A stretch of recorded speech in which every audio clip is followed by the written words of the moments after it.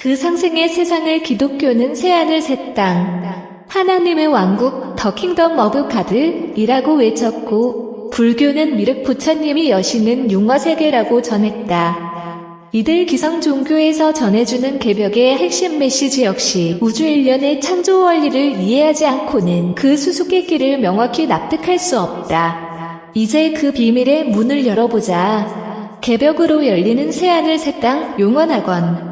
석가모니 부처와 예수 그리스도는 개벽 후의 인류가 앞으로 살게 될 새 세상의 모습을 이렇게 전하고 있다. 불교. 그때에는 기후가 고르고 사시가 조화되며 사람의 몸에는 여러 가지 병환이 없으며 욕심 성냄 어리석음이 없어지고 사나운 마음이 없으며 인심이 골라서 다한 뜻과 같으니라. 그때에는 이 세상의 백성이 골고루 잘 살아서 차별이 없으며 또한 그때의 국토는 평탄하고 고르며 거울처럼 말쑥하고 깨끗하며 또 사람의 수명이 극히 길고 모든 병환이 없어서 여자는 500세가 된 연후에 시집을 가느니라. 기독교. 또 내가 새 하늘과 새 땅을 보니 처음 하늘과 처음 땅이 없어졌고 바다도 다시 있지 않더라. 또 내가 봄에 거룩한 성 새 예루살렘이 하나님께로부터 하늘에서 내려오니 예배한 것이 신부가 남편을 위하여 단장한 것 같더라. 그때의 수경은 눈을 뜨고 귀머거리는 귀가 열리리라. 그때의 절름발이는 사슴처럼 기뻐 뛰며 벙어리는 혀가 풀려 노래하리라. 사막에 샘이 터지고 황무지에 냇물이 흐르리라. 그때 세상은 진리로 인도되고 사람은 진리 그 자체가 되리라. 곧 100세에 죽는 자가 아이 같겠고 100세 못 되어 죽는 자는 저주받은 것이리라. 이는 내 백성의 수완이 나무의 수완 같겠고 그들의 수고가 헛되지 않겠고 그들의 생산한 것이 재난에 걸리지 아니하리라. 대개벽을 극복하고 앞으로 맞이하게 되는 후천 세상은 모든 종교가 하나로 통일되고 기후가 고르고 병이 없고 사람의 수명도 길어지며 인간의 모든 고통이 사라지게 된다고 한다. 정말 꿈에서나 가능할 법한 그런 세상이 온다고 불경도 성경도 공통적으로 말하고 있다. 불교 기독교가 전한 꿈의 낙원은 곧 후천 지상성경. 하지만 이 약속을 반신반의하는 기독교인이나 불교인들이 허다하다. 왜 그럴까? 이런 미래상을 조망할 수 있는 철학을 알지 못하기 때문이다. 그 해답 역시 우주 일련에 있다. 만사는 때가 있게 마련이다. 예수, 석가 등의 선천 성자들이 부르짖은 인간의 보편적 구원은 우주의 가을에 비로소 성취된다.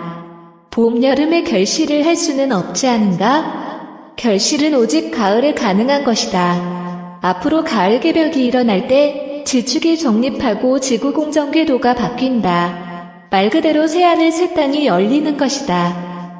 단순하지만 지극히 중요한 이 한 가지를 깨닫지 못해 새하늘 새 땅 용환학원의 약속이 수수께끼로 남아있었던 것이다. 예수와 석가 등이 약속한 그 세상은 죽어서 가는 곳이 아니라 사라져 이 땅에서 맞이하게 되는 가을 성경, 지상 성경인 것이다.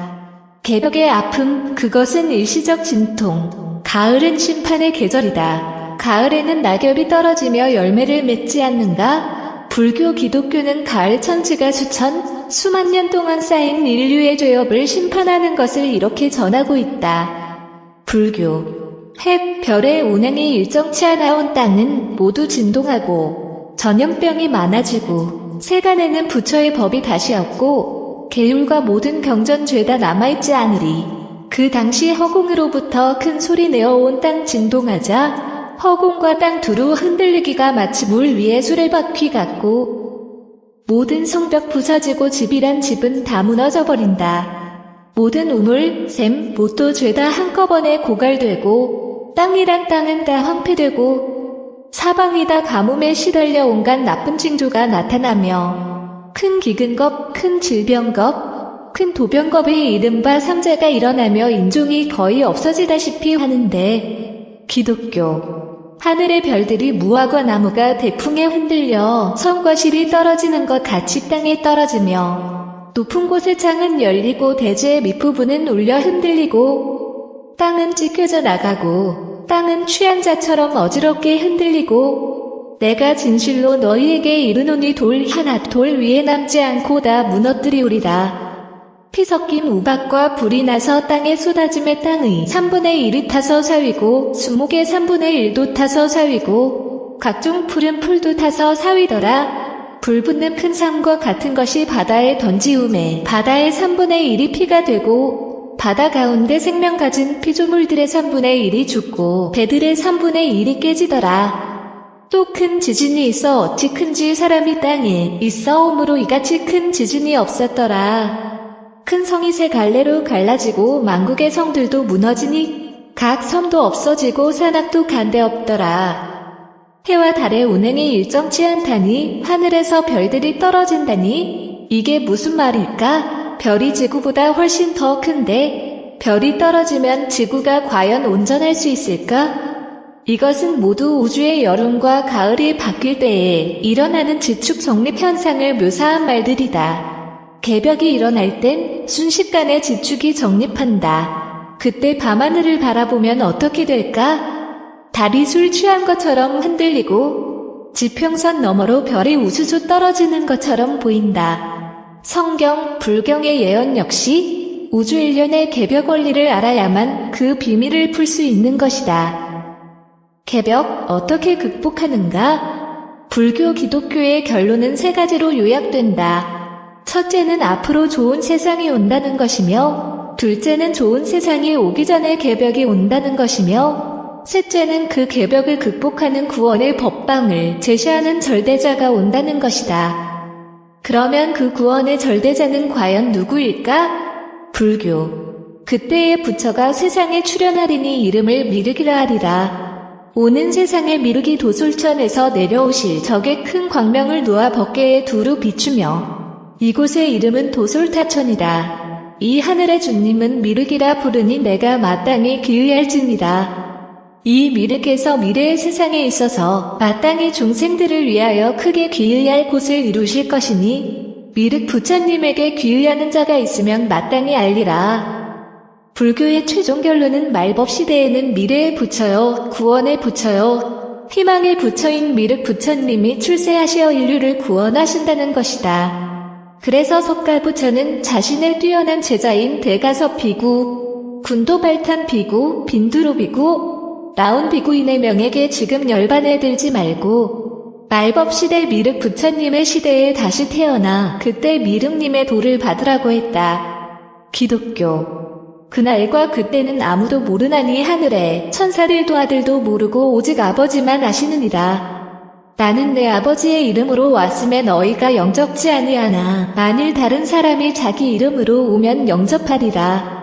주 하나님이 가라사대 나는 알파요 오메가요 이제도 있고 전에도 있었고 장차 올 자요 전능한 자라 하시더라. 또 내가 크고 흰 보좌와 그 위에 앉으신 분을 보니 땅과 하늘이 그 앞에서 피하여 간데 없더라. 기독교 구원론의 총결론은 하나님 아버지이다. 예수는 자신은 성부 하나님이 보내신 아들일 뿐 신약성서 어디를 봐도 예수 스스로 자신이 하느님이라고 외친 구절은 단 한 군데도 없다. 오히려 대개벽 때에는 아버지인 하나님이 자신의 이름으로 직접 오시니 그분을 영접하라고 증거하고 있다. 또한 요한계시록을 보면 요한은 백보좌 하나님이 하늘과 땅을 통치하는 모습을 그리고 있다. 우주의 가을이 임박하면 반드시 우주의 절대자 최고신이 인간 생명을 추수하기 위해 지상에 내려오신다. 바로 이것을 기성 종교에서는 미륵불의 출세로 예수의 재림으로 최수훈의 갱생으로 표현한 것이다. 만약 구원의 절대자가 여러 명이라면 개벽이 그날 얼마나 혼란스러울 것인가? 삼위일체론의 진실. 2세기 중엽 당시 페르시아의 태양신 미트라 신앙이 쇠퇴하고 기독교가 로마의 상류층까지 전파되면서 콘스탄티누스 황제에 의해 313년에는 국교로 인정된다. 그러나 당시까지만 해도 삼위일체론은 확고하게 정립된 교리가 아니었다. 그러다가 삼위일체의 인정 여부를 놓고 예수는 하나님이 아니라고 주장하는 아리우스파와 예수가 곧 하나님이라고 주장하는 아타나시우스파가 대립하게 된다. 이에 콘스탄티누스 황제는 예수가 하나님이 아니라고 하면 교회의 권위가 파괴되어 결국 로마 제국까지 흔들릴 것이라 판단하여 아타나시우스의 주장을 지지하게 되었다. 그리하여 325년 니케아 종교에 의해서 예수 성자가 하나님 아버지다라고 공인되면서 이후로 지금까지 기독교인들은 예수가 곧 하나님 아버지라고 믿게 되었다. 말하자면 인간의 지배 논리에 의해 예수님이 순식간에 하나님 아버지가 되어버린 것이다. 새 문명을 여시는 구원의 부처 미륵불은 석가모니의 제자가 아니다. 많은 불교 신자들이 기존의 그릇된 상식에 사로잡혀 바바리의 제자였던 수행승 미륵은 석가열의 제자로서 56억 7천만 년 뒤에 미륵불로 출세할 것이라 믿고 있는 것이다. 그러나 불교 최고의 경전인 수타니파타 마지막 장인 피안도품에도 바바리의 16제자에 관한 이야기가 나오지만 수행승 미륵이 미래불이 된다는 내용을 전혀 찾아볼 수 없다. 그래서 팔리어 연구의 권위자인 리스 데이비스는 미래불인 미륵불은 수행승 미륵과는 전혀 관계가 없다고 결론 내렸다. 또한 미륵 사상 연구의 대가인 일본의 와타나베 쇼코도 미륵하생경, 미륵대성불경 등 미륵불과 관련된 주요 경전에 수행승 미륵이 미래불이 된다는 내용이 전혀 언급되지 않았음을 지적한 바 있다. 미륵은 도솔천의 천주님이시며 하나님으로서 석가를 내려보낸 분이다. 우리나라는 삼국시대에 불교가 들어오 미래불인 미륵불의 사상이 전래되자 미륵불에 기의하여 용안학원 세계에 나고자 하는 미래적인 신앙이 보편적인 신앙으로 자리 잡았다. 우리나라의 미륵신앙을 대중화시킨 부는 통일 신라시대의 진표율사이다. 진표율사는 미륵신앙의 중심도장으로 무악산 금산사, 금강산 발현사, 속리산 법주사를 확장 창건하였다. 그래서 우리나라에는 아직도 곳곳에 미륵불 신앙의 흔적이 많이 남아있다.